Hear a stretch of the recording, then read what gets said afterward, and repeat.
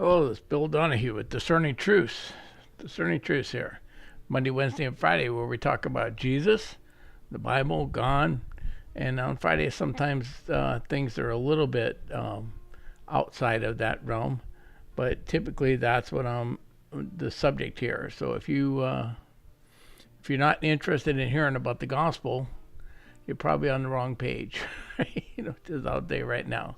So I can't see any of my chats today, so if there's I don't normally engage with the chat until after the teaching. I'm going to have a difficulty doing it at all today. As you can see, I have a different background, but we're here. So I'm in Matthew chapter 27. We've broken it into two parts. In part one, we looked at the trial of Jesus before Pilate, Jesus being declared innocent by Pilate, Pilate's wife, right? But because of pressure from the Jewish leaders, after Pilate's washing of his hands in the blood, he turns him over to be scourged and crucified. Now, while Matthew is detailed in other aspects of his gospel, he doesn't go into great detail on the level of brutality and the scourging. Like if you watch The Passion of the Christ, in Mel Gibson actually toned it down. The scourging is gruesome, and Matthew really just kind of checks it off, describing it to you. And we left off, they had put this cloak on him and a crown of thorns and kind of worshipped him as the king of the Jews. And now they've taken that robe off, and they dressed him back in his own clothes, and they're leading him away to be crucified. And that's where we ended on the last time we were here. So I'm going to pick it up at that spot, and we're going to be in Matthew 27:32 to 34. And it says, as they went out, they found a man of Cyrene, Simon by name. They compelled the man to carry his cross, and when they came to the place called Golgotha, which means the place of the skull, they offered him wine to drink mixed with gall. But when he tasted it, he would not drink it. Okay, so one of my complaints at Matthew here as gospel is that when we got to the Passion of the Christ, the actual beating, the crucifixion and stuff, it's like he's running through it to finish his gospel. I don't know, it's like he's clicking off checklists. Well, they beat him, they stripped him, they did, it's there. Not providing much detail and almost no context. He introduces this man, Simon the Cyrene, right? And then it's compelled to give us a cause, but there's no context. Who's Simon? Where did he come from? What's going on? Okay, so Mark 15:21 tells us that Simon the Cyrene is the father of Alexander and Rufus, implying these were known in Mark's audience, right? And likely respected members of the emerging Christian community. Paul, in Romans 16:13, sends greetings to Rufus, the chosen in the Lord, and his mother and mine. Now, I don't believe Rufus's mother is Paul's mother, right? It's widely believed that this is the same Rufus from Mark, and that Rufus's mother had done such supportive care to Paul that he's referring to him as his mother. And I don't know if you've ever had like a family friend or whatever that really is like a second mom to you. And that's what's being treated here. These are people that are very close to the apostles. So in essence, Alexander and Rufus were more than just names. They represented a family deeply impacted by Jesus, who became foundational figures and well known within early Christian fellowship, especially in Rome. Okay, so when Simon the Cyrene's there for Passover and thing, he's just not some random dude. He's somebody that's there as part of the followers of Christ, and you only get that by cross-checking other passages in the Bible. And it's just, it gets a little frustrating when Matthew's doing this and he's like clicking through it. And I've been pointing out all these intertextual connections. And if you're new here, intertextuality is just how one document or book deals with another one. And after the original books of the Bible are written, the book of Job's the oldest, and then the Pentateuch by Moses. Then you have every writer of the Bible after that will either quote, paraphrase, allude to, or pull echoes from earlier revelation. And then they bring them forward to either ground what they're saying in existing revelation to prove it's not something different, or sometimes to make a new theological point. In the New Testament, both are done. They pull it forward, the original context, these allusions, and are often making new theological points. So this Old Testament reference that he's pulling out is out of Psalm 69:21. They gave me poison for food, and for my thirst they gave me sour wine. Gall is poison. If you just flat out ate it, it's poison. Small amounts, it can be a painkiller, right? So in Psalm 69, it's a David's writing this lament.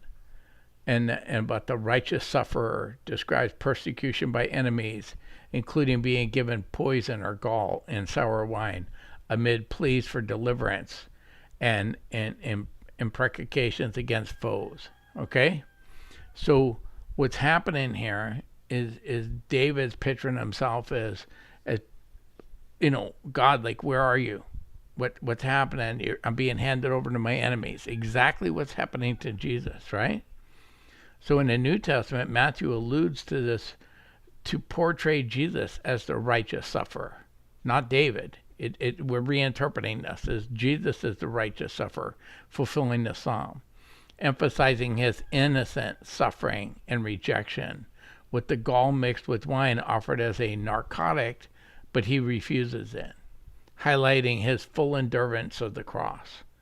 So Matthew takes this lament from David and repurposes it as a prophecy about Jesus. And this, we see this all the time in how the New Testament writers read and understood the Old Testament, right?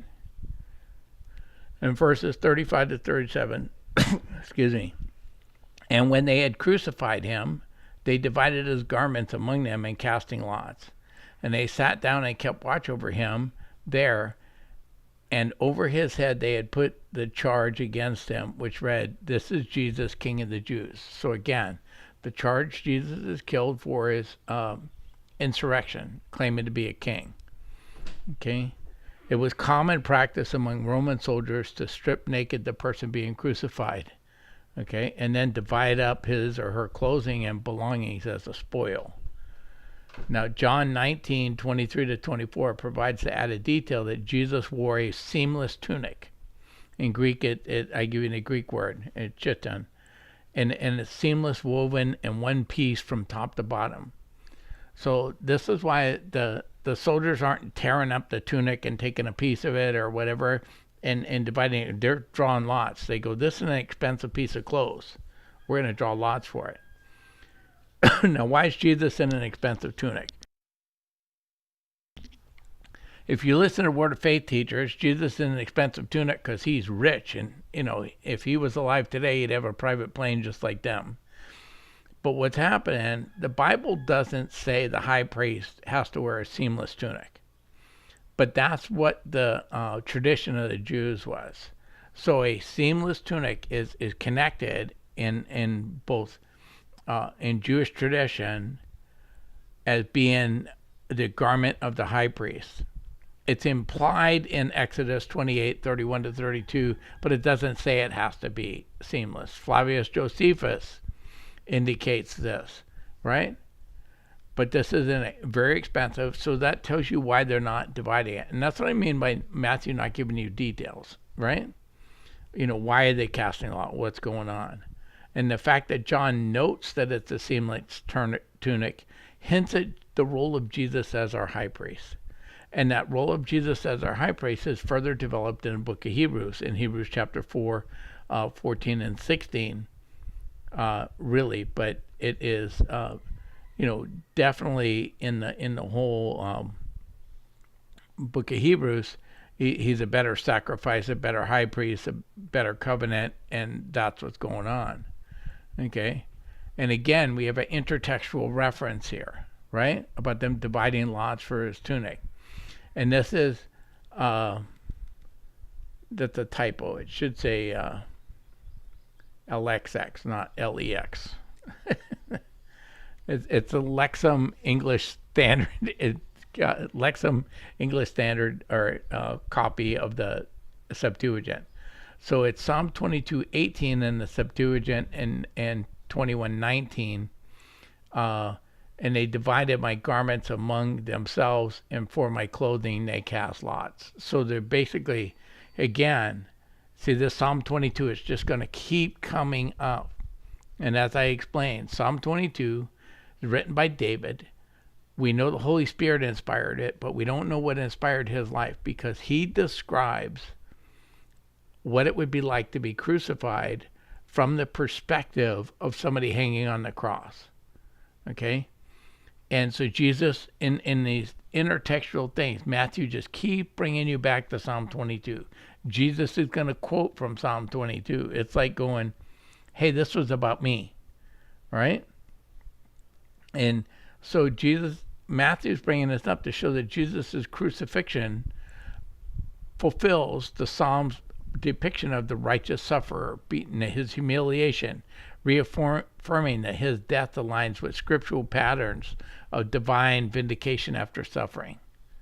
So he's taking these themes out of Psalm 22 and bringing them forward so that we can follow along and go, oh, I get it. Sorry, I got something in my throat. Try this again. So then in 38 to 40 it says, then two robbers were crucified next to him, with him, one on the right and one on the left. And those who passed by derided him, wagging their heads and saying, you who would destroy the temple and rebuild it in 3 days, save yourself if you are the Son of God. Come down from the cross. Look at they're ridiculing Jesus. Now, the intertextual reference, right? On the two robbers with them, it is coming from, the idea is from Isaiah 53:12. In 53:12, both parts of this is going to show up here in a minute. But the first part is that he's numbered with the transgressors, right?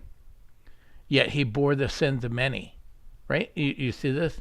So when you're bringing that context forward from 53:12, therefore I will divide him a portion with the many, and he shall divide the spoil with the strong, because he poured out his soul unto death and was numbered with the transgressors. Yet he bore the sins of many and makes intercession for the transgressors.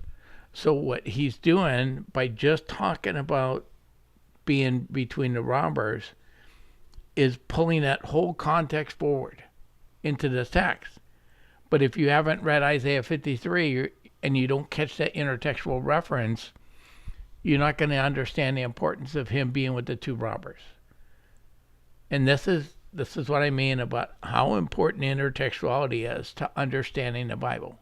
If you want to understand more than just the surface level of the Bible, you have to dig and look for these intertextual references, because they really help you understand what's going on. Okay?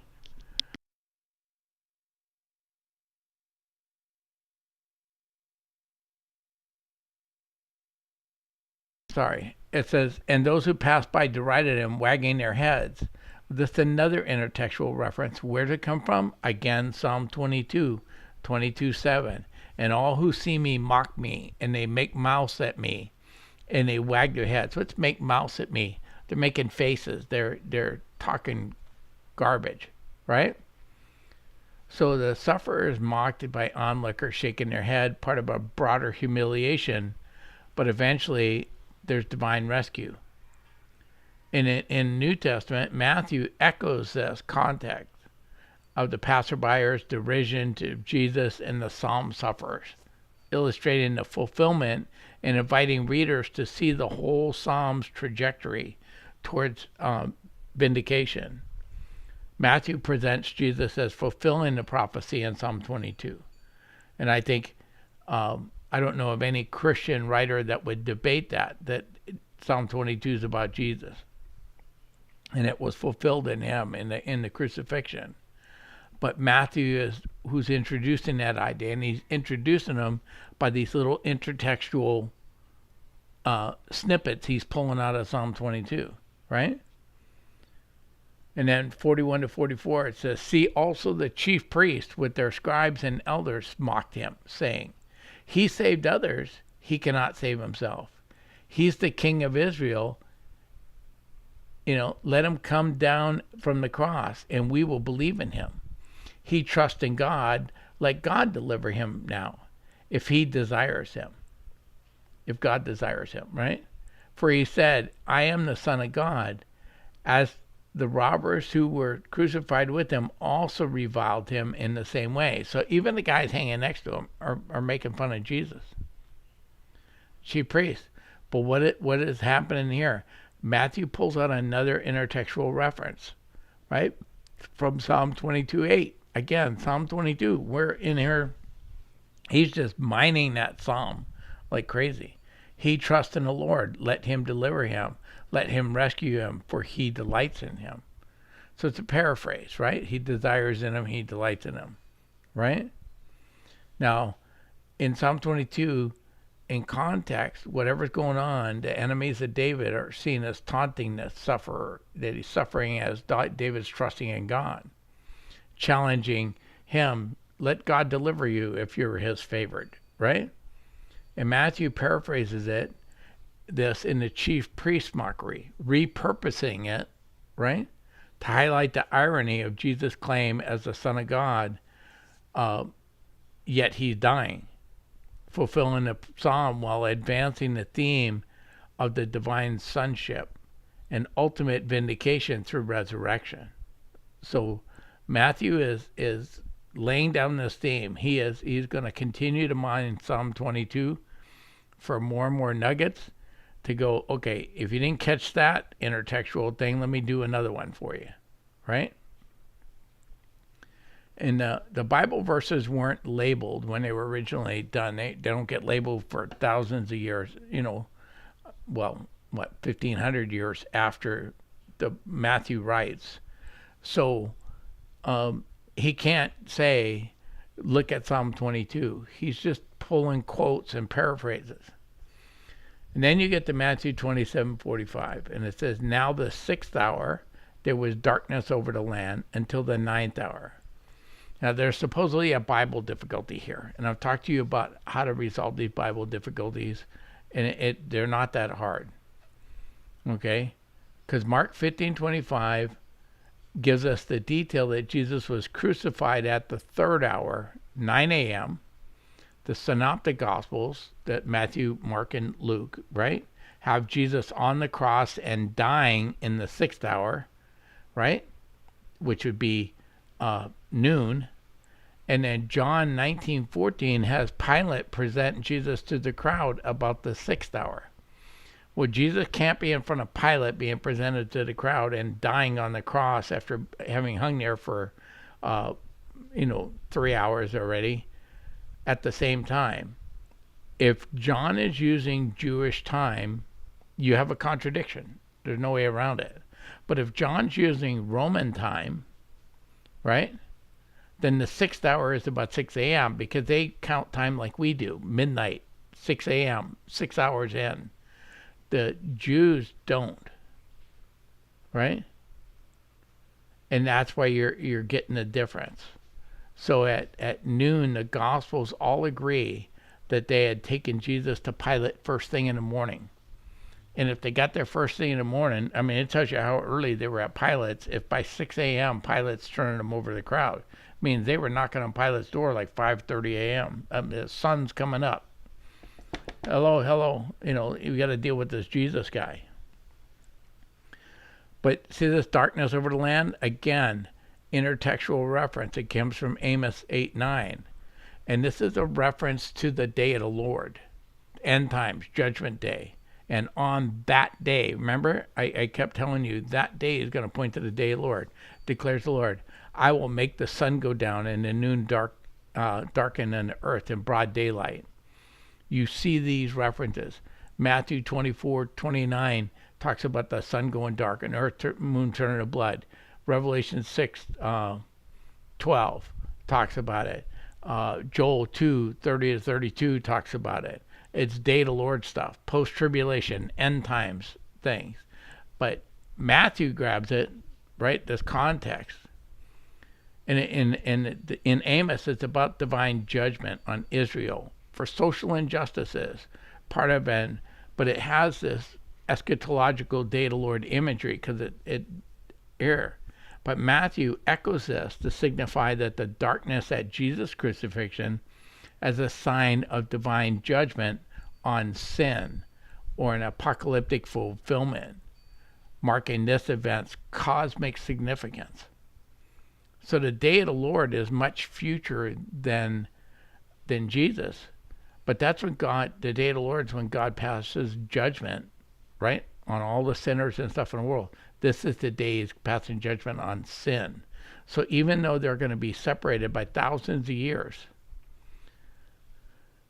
the day of the Lord imagery is partially fulfilled in the crucifixion of Jesus. And that Matthew is making that clear in the way he's using this intertextual reference.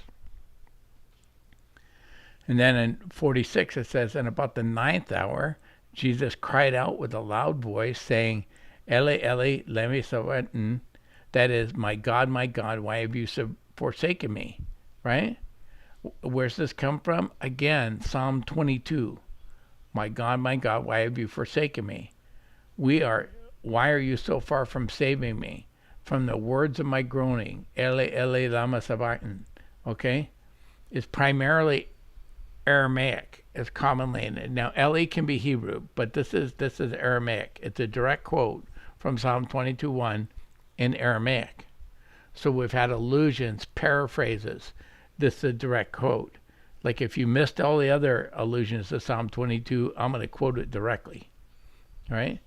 And Psalm 22 opens with the sufferer's cry of abandonment amid affliction, transitioning from trust to praise. What does Jesus say? My God, why have you forsaken me? But he is faithful unto death. It's being pictured here. So Jesus quotes this to express genuine forsakenness. Okay? He's bearing sin. Like I said, I bring you this passage all the time in 2 Corinthians about he that knew no sin was made sin. I don't even know what that means for Jesus to have been made sin. But in invoking the entire Psalms movement from despair to victory, reinterpreting it Christologically. You're taking a passage about David that seems like to be lament that you got enemies all around you, and it's being reinterpreted in a Christ-centered way. And that's the way the Bible writers interpret the Bible. That's why I suggest to you that maybe that ought to be the way we interpret the Bible. Okay? And 47 and 50 says, and some of the bystanders hearing it said, this man is calling Elijah. And one of them at once ran and took a sponge, filled it with sour wine, and put it on a reed, and gave it to him to drink. But the other said, wait, let us see whether Elijah will come to save him. And Jesus cried out again, and with a loud voice, he yielded up his spirit. Okay? So either they didn't clearly hear what he said, or maybe these are Jews from other areas that Aramaic's not their first language. Right? They might be speaking from whatever the language is that they come from. and they hear Eli and they think it's Elijah, short for Elijah, but it's actually there. So again, we've been in this psalm before, right? Psalm 69:21. They gave me poison for food, and for my thirst they gave me sour wine to drink. So this is twice this happens. They try it early, and now they're trying it again. And this intertextual reference is in here twice. So Matthew alludes to this a second time. He did it in Matthew 27:34, depicting Jesus as the ultimate righteous sufferer, fulfilling the psalm and emphasizing his humiliation and thirst as redemptive. Okay, and I'll fix the. If you're new here, for whatever reason, I can't spot my typos when I proofread, but if I'm online, I can. So when the Bible repeats itself, it is a way to draw special attention to a reference. When I call them God's repeatables. When God repeats himself, you might ought to pay attention. And I'm not going to do it here, but it might be time when you're doing your own study to go read Psalm 69. Because Matthew has pulled you into Psalm 69 twice for a reason, right? And then 51-53 says, and behold, the curtain of the temple was torn in two from top to bottom, and the earth shook, and the rocks were split. The tombs were also open, and many bodies of the saints had fallen asleep and were raised. And coming out of the tombs after his resurrection, they went into the holy city and appeared to many. And when the centurion and those who were with him kept watch over Jesus and saw the earthquake and what took place, they were filled with awe and said, truly, this was the Son of God. Okay, so there's a lot of things here, signs that you're looking at. But where's he getting these signs? The tombs being open is from Ezekiel 37:12 and 13. Therefore prophesy and say to them, thus saith the Lord God, behold, I will open your graves, and I will raise you from the graves, O people, and I will bring you out of the land of Israel. And you shall know that I am the Lord, and I will open your graves and raise you from the graves, O my people. Again, this is day of the Lord, end times, final judgment imagery. Isaiah 26:19. Your dead shall live, their bodies shall rise. You who dwell in the dust, awake and sing for joy. For your dew is a dew of light, and the earth will give birth to the dead. Daniel 12:2. And many of those who sleep in the dust of the earth shall awake, some to everlasting life and some to everlasting shame. Well, I don't know where these coughs came from this morning. This is really going good. So what's happening here is Matthew, right? In Ezekiel, this is the valley of the dry bones, symbolizing Israel's restoration, okay, from exile and resurrection, a kind of resurrection after the Babylonian captivity. But it has Day of the Lord imagery, implying an end times meaning as well. A lot of prophecies are fulfilled in part and then fulfilled in the future. Isaiah 26 envisions an eschatological and end times resurrection, amid judgment, right? Daniel 12 prophesies end time resurrection to life or contempt, or life or judgment. So what's happening here is Matthew has kind of taken these echoes that are found across multiple passages about this resurrection and saying, hey, this was partially fulfilled right after Jesus.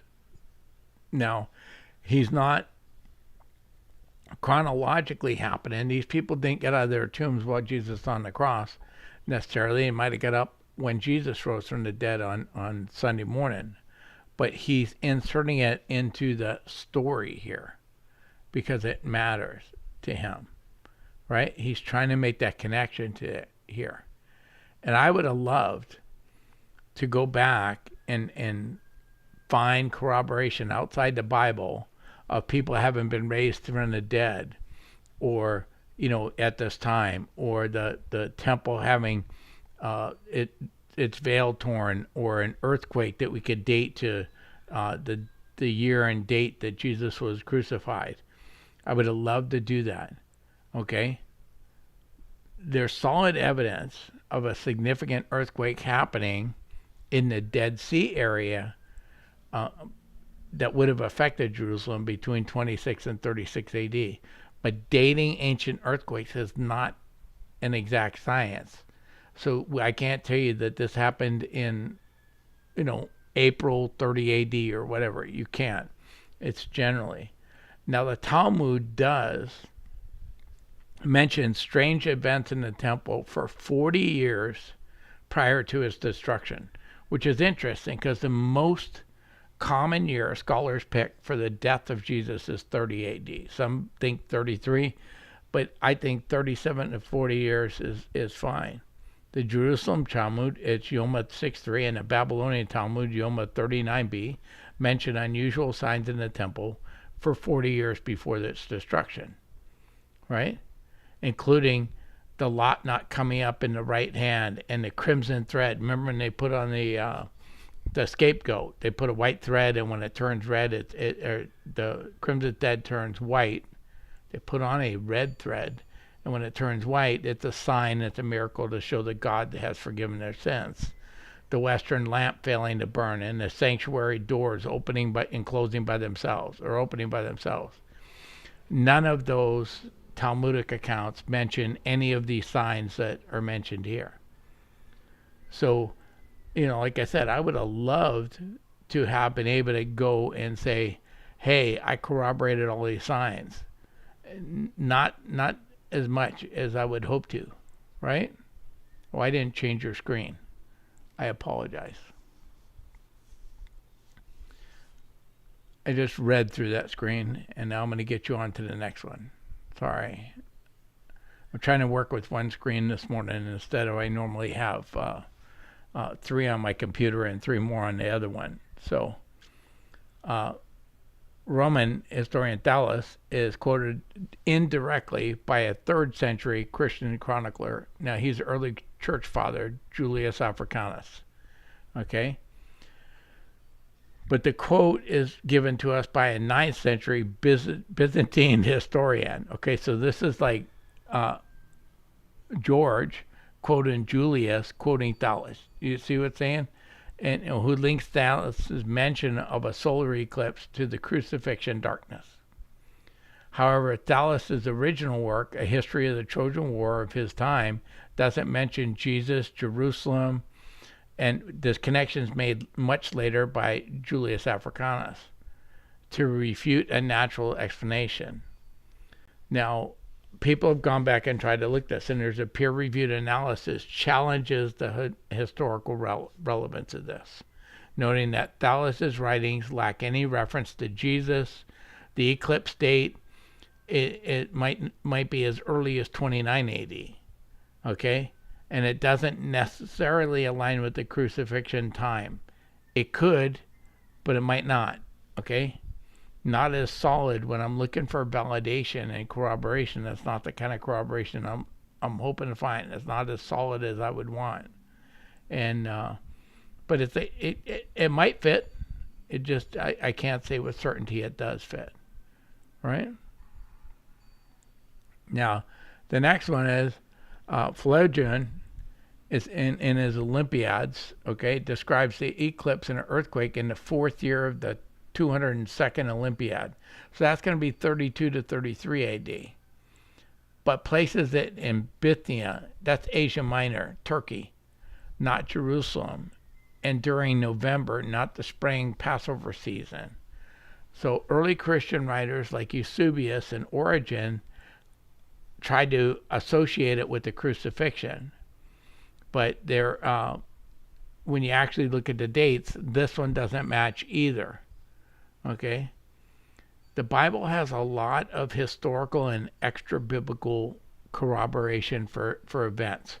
Kings it names, cities, times battles are fought. You have tons of corroboration for the Bible. But on these cases, I wasn't able to corroborate them. And on those cases, I give the Bible the benefit of the doubt because it is proven to me to be historically reliable.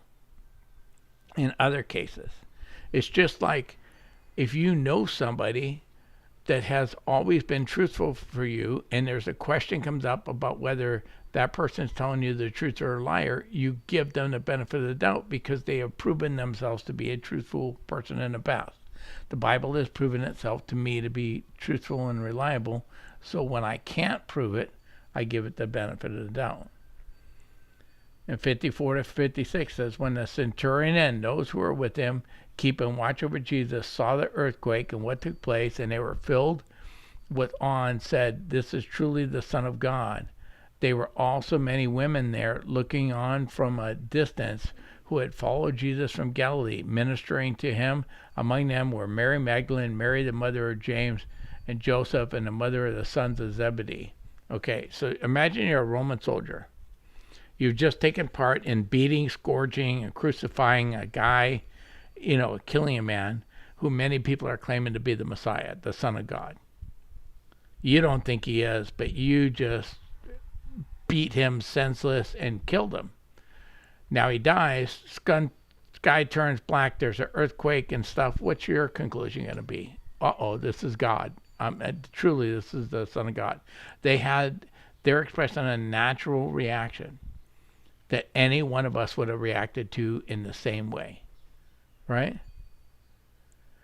Now, at the end of this, you get a bunch of names. And I'm telling you, trying to keep all the names straight in the Bible are not easy. Especially when some people are given different names in different areas. Simon, Peter, right? You got that. You got different people that are called different things. So here we have Mary Magdalene. We know her, right? Mary, the mother of James and Joseph. And then we have the mother of the sons of Zebedee. Okay, so we don't know what her name is here. But if we go to Mark 15:40, we find out the mother of the sons of Zebedee's name was Salome. And we know that the apostles James and John are the sons of Zebedee from Matthew 4:21 and 22 and Mark 1:19 and 20 and Luke 5:1. It is thought that Mary, the mother of James and Joseph, is also called the other Mary, okay, in Matthew 27:61 and 28:1, and the wife of Cleophas, who's sometimes called Alphaeus, right? So I'm just trying to help you, right? You almost need a chart with these names on here when you're trying to go through the Bible. It gets really confusing. And I've told you before, part of the things, and then they'll anglicize the names. Like there's nobody named James in the Bible. You go, well, there's a book of James, there's Apostle James, there's James the Less, and none of them are named James. All of them are named Jacob. But when the Bible went through Old French and into English, Jacob became James and then James, and things get changed, right? Jesus' name is Yeshua, right? But we know him by the Greek version of that, Jesus. If it was in English, it would be Joshua. So when you have some transliterations and translator helps, it really makes it very difficult to keep track of all the names. And having a Bible study tool for people that have put in the work in doing that is very helpful, right? Now, in 57 to 61, it says, when it was evening, there came a rich man from Arimathea named Joseph, who also was a disciple of Jesus. He went to Pilate and asked for the body of Jesus. The Pilate ordered it be given to him, and Joseph took the body and wrapped it in a clean linen shroud and laid it on his new tomb, which he had cut in a rock, and he rolled a great stone to the entrance of the tomb and went away. Mary Magdalene and the other Mary, right, were there sitting opposite the tomb. Okay, so here you're there. The high priest has already raised the objection about having the crucifixion on the Sabbath, the high holy day that begins the Feast of Unleavened Bread. And I tried to explain earlier, this is where this gets confusing a little bit. Passover is actually Nisan 14, but the Pharisees, Sadducees, and Essenes all interpreted the Old Testament is requiring you to kill the lamb on Passover, but you actually ate it after sundown, so you ate it on the 15th of Nisan. So they kind of merged the Feast of Unleavened Bread and Passover. Okay? But what's happening here is Jesus kept the Passover exactly as it says in the Old Testament, and he had the Passover dinner on the first night that begins Nisan 14, and then he's killed before Nisan 14 ends, right? And he's there. So now they got a problem. They have a high holy day. This is a Sabbath, right? And you're unclean if you touch a dead body. You're unclean for 7 days. So no matter what, Joseph and them are going to be considered ceremonially unclean. But there's this urgency in a Jewish mindset to have the body disposed of before the Sabbath starts. It says when evening had come, which indicates to me that it is either twilight, evening's like on the brink, or it's already the Sabbath when they're getting Jesus's body. It's already after dark. It's either just before or just after. And I've addressed the person of Joseph Arimathea in multiple different streams. I did one about, who was Joseph. I just did one on the Holy Grail that involves Joseph Arimathea. But I want you to see this. Matthew identifies him only as a rich man and a disciple of Jesus. Not as Mary's uncle, not as a relative of Jesus, just a rich man. And who put his grave in there. And put Jesus in his grave. Now, Matthew's been short on details, but no other gospel writer provides that other information either. So you want to be careful with what we come up with. And again, this verse contains a intertextual context back to Isaiah 53:9. We were there before, right? And they made his grave with the wicked, right? He's killed with the robbers, and a rich man in his death. He dies with wicked people, the robbers, but he's with the rich man in his death. He's in a rich man's tomb. Although he had done no violence, and there was no deceit in him and in his mouth. So Isaiah is confirming that Jesus will be innocent. He's going to die with the wicked, but he'll be a rich man in his death. That's a pretty thing. So that's your Old Testament context, is the servant is innocent and vicariously suffering, is assigned to a grave, with the wicked, but a rich in his death. That's the context. But Matthew in the New Testament, right? He's alluding to this passage and applying it to Jesus, right? So that we can see him as fulfillment. Well, why does it matter that Jesus fulfills this Old Testament passage? Because if you read Isaiah 53, it's all about the suffering servant. Actually, Isaiah 50 to 55 is all about the suffering servant. And it's the servant that's going to save mankind. And it's all there. So by tying Jesus to that, Matthew is tying him to all those prophecies in Isaiah. Okay? And then 62 to 66, it says, the next day, that is after the day of preparation, the chief priests and the Pharisees gathered before Pilate and said, Sir, we remembered how that impostor said while he was alive, after 3 days I will rise. Therefore order the tomb to be made secure until the third day, lest his disciples go steal him away, and tell his people he is risen from the dead, and the last fraud will be worse than the first. Pilate said to them, you have a guard of soldiers, go make it as secure as you can. So they went and made the tomb secure by sealing it with a stone and setting a guard. Okay, so referring to Nisan 14, which is Passover, as the day of preparation seems confusing to me. Okay, because it's Passover. But if Matthew called it Passover, when that's not the understanding of the Pharisees and the Sadducees and the Essenes, because they all understood Exodus 12:1 to 18 as indicating that the lamb was to be killed on twilight, but the eating on the 15th, right, after sundown, it conflates Passover. Their understanding conflates Passover and a feast on unleavened bread, in my opinion. But if we understand that they would have understood the day of preparation to be the 14th to them, then it makes sense for Matthew to write it that way, right? But I want to ask a question here. The high priest say Jesus said he would raise after 3 days. And did Jesus say, I will raise after 3 days, or did he say, I will raise on the third day? Right? And that ought to be interesting, because aren't they different? I think they are. On the third day and after 3 days, which are those two different days to be risen, right? And Jesus said, on the third day he will be raised up. You see that in Matthew 16:21, Luke 9:22, and Luke 24:46. Jesus also said in John 2:19 and 22, destroy this temple, and in 3 days I will raise it up, right? And then it continues on that they understand he was speaking of his body. And in Luke 24:46, and he said to them, thus it is written that the Christ should suffer and on the third day rise from the dead, right? So in the actual quotes from Jesus, he always says he's going to rise on the third day.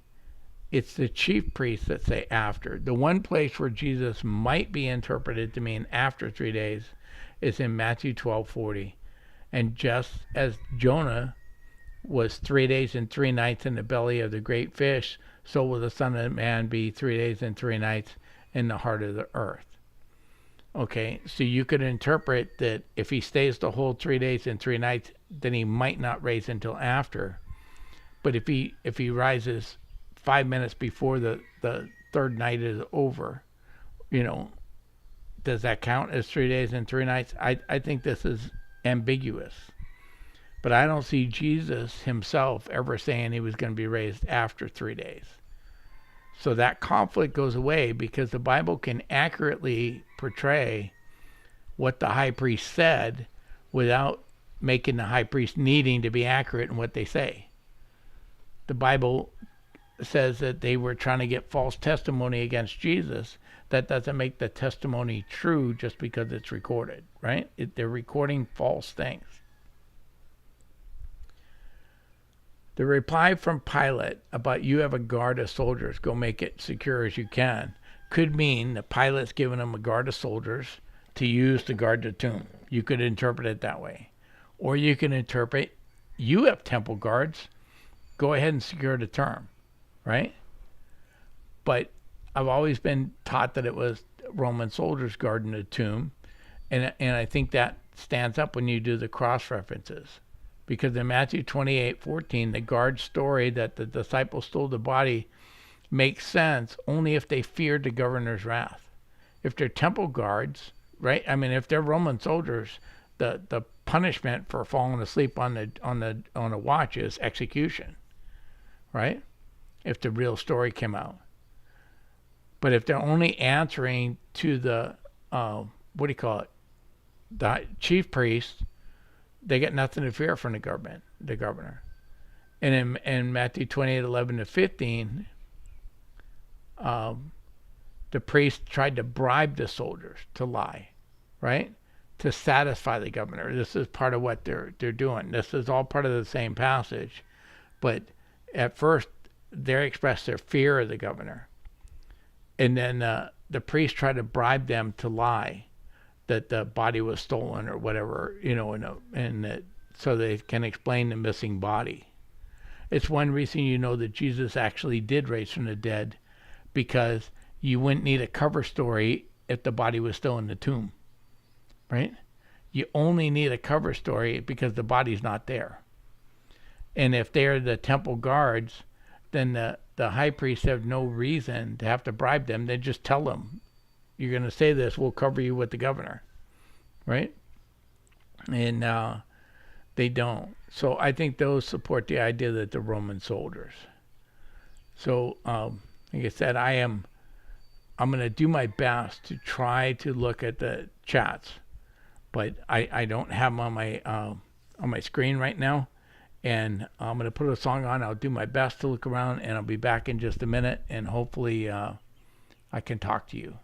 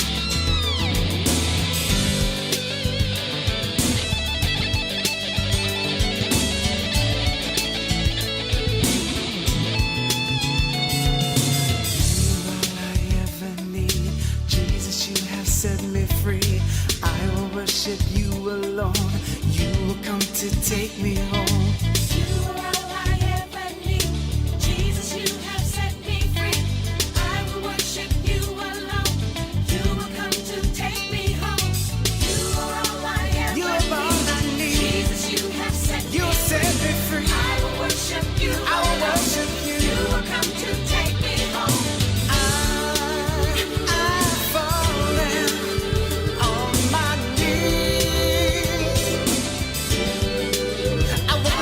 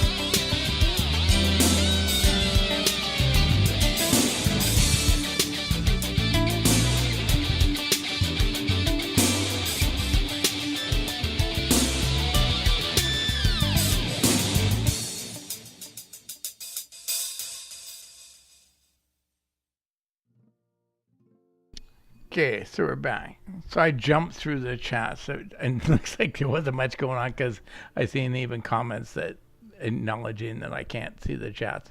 I just with one screen, it's impossible for me to look at them. But I'll be back in there on Friday, and on Friday I'm gonna look at the supposed Bible codes or using like equidistant letter sequences where you go every seventh letter. Can you find the words, sentences? Does it repeat Torah over and over again?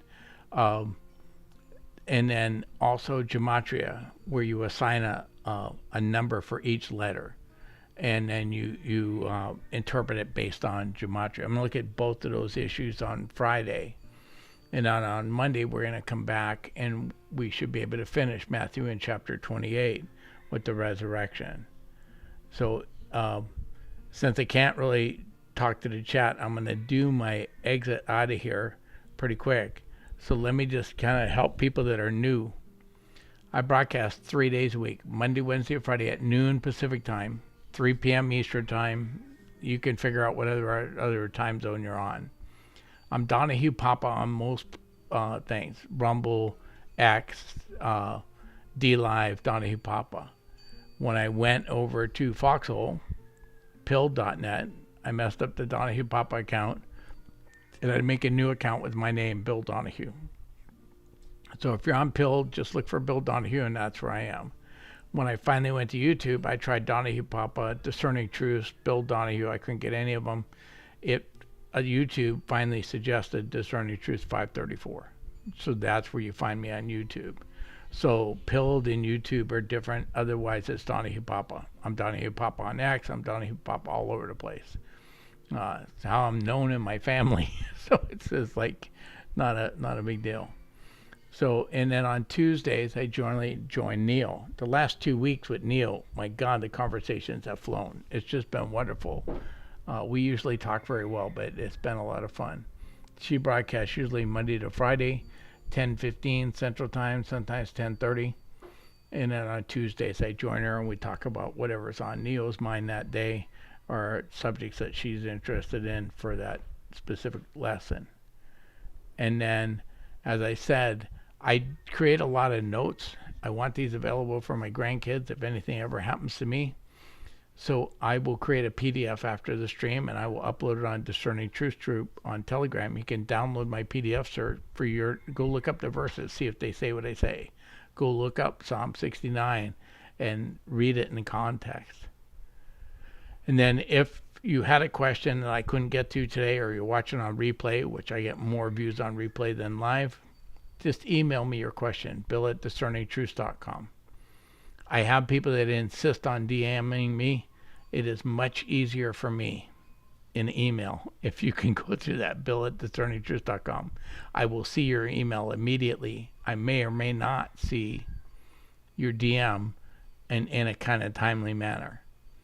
And then as far as replays, while the replays are available on like Pilled or Foxhole, I can organize them on Rumble and YouTube. Rumble, I created 14 channels. Like this will be in New Testament books underneath Rumble. And the reason there's only 14 channels on Rumble is Rumble wants you to like each and every channel. So you like New Testament books, you gotta like Old Testament books. Start here, Freaky Friday, my 14 channels. YouTube, the one benefit it has is if you finally find Discerning Truth 534, I can make as many playlists as I want, and you don't have to like each playlist. Okay, so like I made a playlist for Matthew. The only thing in the Matthew playlist is Matthew streams. Much better way to organize my stuff, but that's it. And then I always promote my good friend in California, Michael Beatty. Him and Dilly are off saving the world, and